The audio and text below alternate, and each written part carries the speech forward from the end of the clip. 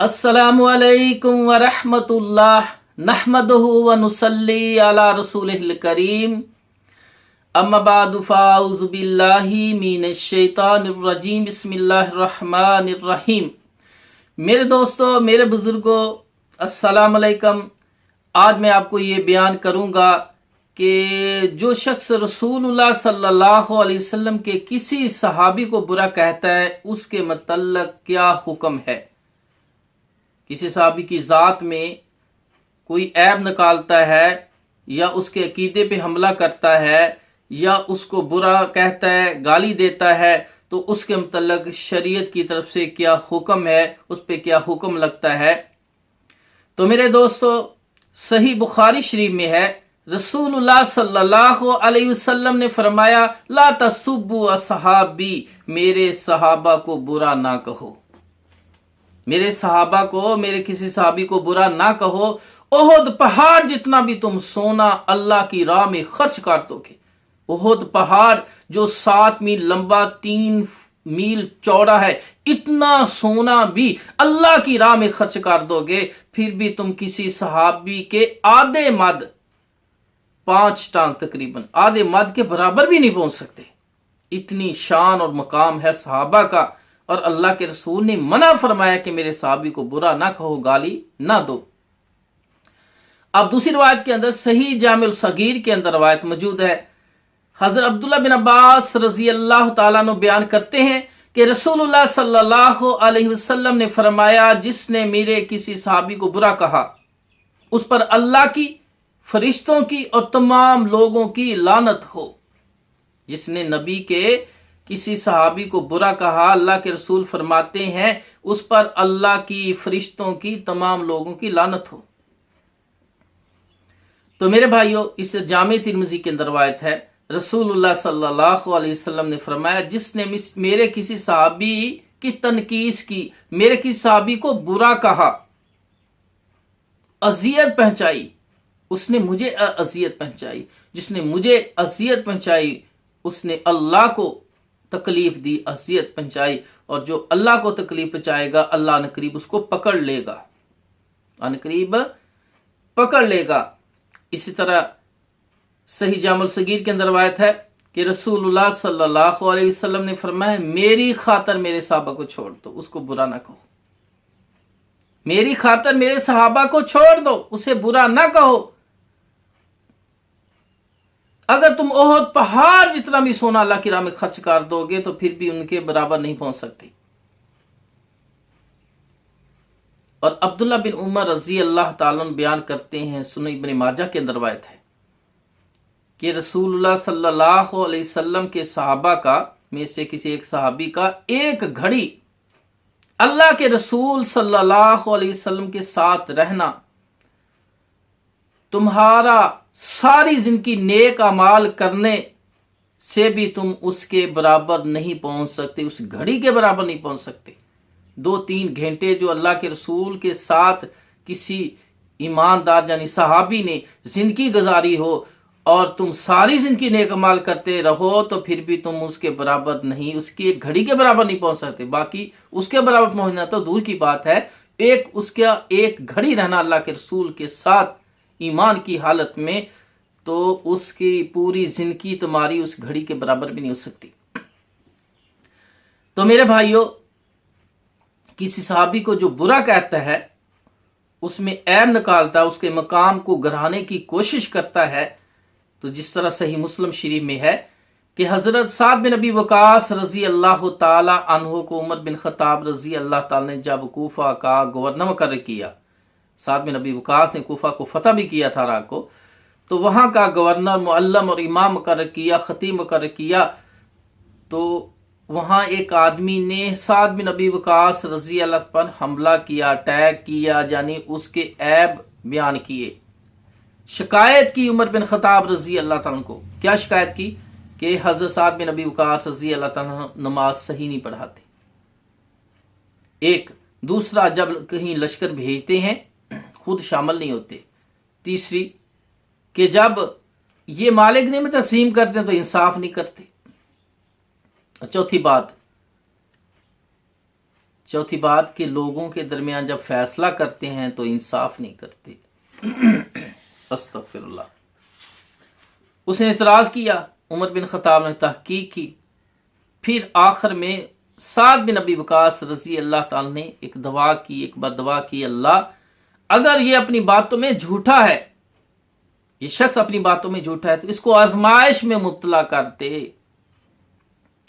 फिर अल्लाह पाक ने उसको आजमाइश में मुब्तला कर दिया, क्योंकि अल्लाह के रसूल ने फरमाया था जो मुझे अजियत देता है, जो मेरे सहाबी को तकलीफ देता, अजियत देता है या ऐब निकालता है, वो मुझे तकलीफ देता है। जो मुझे तकलीफ देता है वो अल्लाह को तकलीफ देता है। जो अल्लाह को तकलीफ दे अल्लाह उसको अनकरीब पकड़ लेगा। तो फिर वो इतना बूढ़ा हो गया, उसकी आंखों के ऊपर जो ये आबरू हैं, बाल हैं, इतने लंबे हो गए, उसे नजर आना बंद हो गया। ऐसे आंखें खोल के बाल उठा के देखता था। फिर वो नौजवान लड़कियों को शरारत छेड़ता, फिर उसकी वजह उसके पत्थर मारे जाते, जूतों से उसकी पिटाई होती।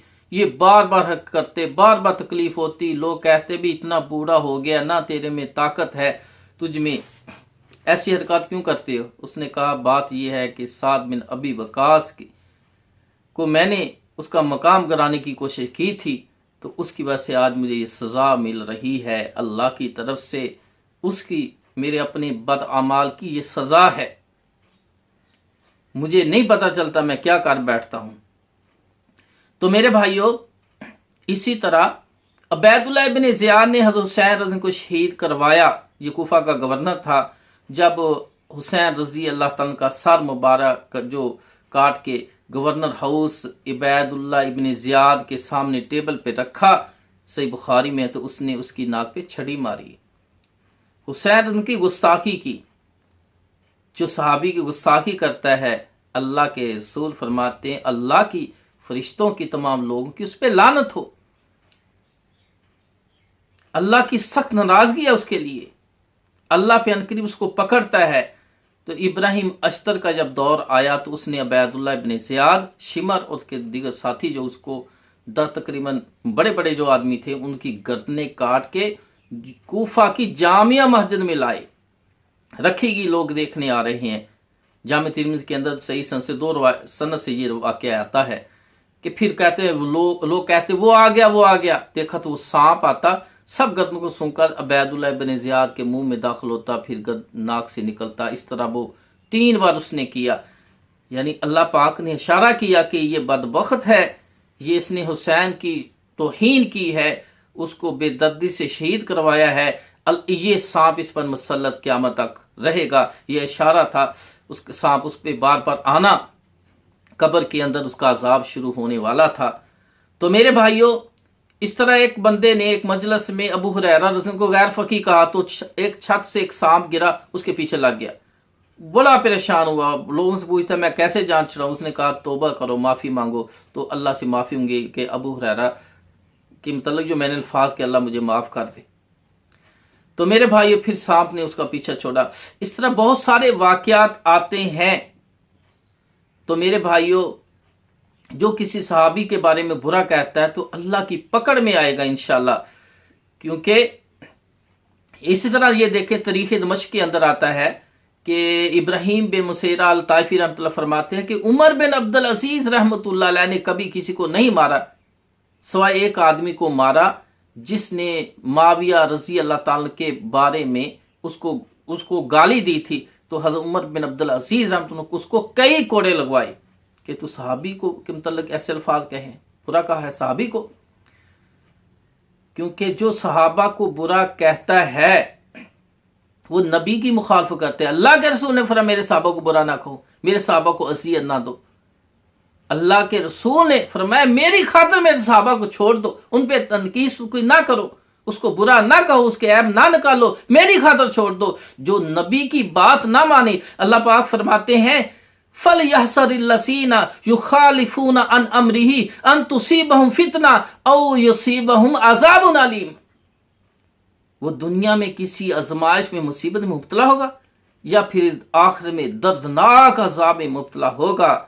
जो नबी की मुखालफत करता है, जो किसी सहाबी को बुरा कहता है, उसके ऐब निकालता है, उसके मकाम को गिराने की कोशिश करता है, तो आखिर में जनाब इमाम अहले सुन्नत इमाम अहमद बिन हंबल रहमतुल्लाह का फरमान सुन लीजिए। मनाक़िब इब्न जौज़ी के अंदर, तारीख़ दमिश्क के अंदर है कि इमाम अहमद बिन हंबल रहमतुल्लाह फरमाते हैं, जो नबी सल्लल्लाहु अलैहि वसल्लम के किसी सहाबी को बुरा कहता है या गाली देता है, उसके इस्लाम में तोहमत लगाओ, यानी उसको रोकना है और उसे बताना है कि तू इस्लाम पे नहीं है, उसके इस्लाम में तोहमत लगाओ। तो इसी तरह इमाम अहमद बिन हंबल का दूसरा फरमान जो है अल सुन्नतुल खिलाल जिल्द 2 सफ़ा 477 में है कि इमाम अहमद बिन हंबल रहमतुल्लाह फरमाते हैं, जो शख्स रसूलुल्लाह सल्लल्लाहु अलैहि वसल्लम के सहाबा में से किसी एक सहाबी की तनकीस करता है, वो अपने अंदर मुसीबत को छुपाए हुए है, उसके दिल में बुराई है, जिसकी वजह से वो नबी के किसी सहाबी पे हमला करता है, हालांकि वो नबी के सहाबा जो हैं वो अंबिया के बाद तमाम लोगों से बेहतरीन थे। अल्लाह ताला हमें समझने की तौफीक अता फरमाए, सहाबा का अदब करने की हमें तौफीक अता फरमाए। तमाम सहाबा जो थे मेरे भाइयों जन्नती थे, आदल थे, और जो बुरा कहता है उसको हमने रोकना है, सख्ती से मना करना है। अल्लाह हम सब को किताब और सुन्नत पर चलने की तौफीक अता फरमाए, सहाबा अदब बयान करने की तौफीक अता फरमाए, अदब करने की तौफीक अता फरमाए, उसके फ़ज़ाइल बयान करने की तौफीक अता फरमाए। व आखिरु दावाना अनिल हम्दुलिल्लाहि रब्बिल आलमीन।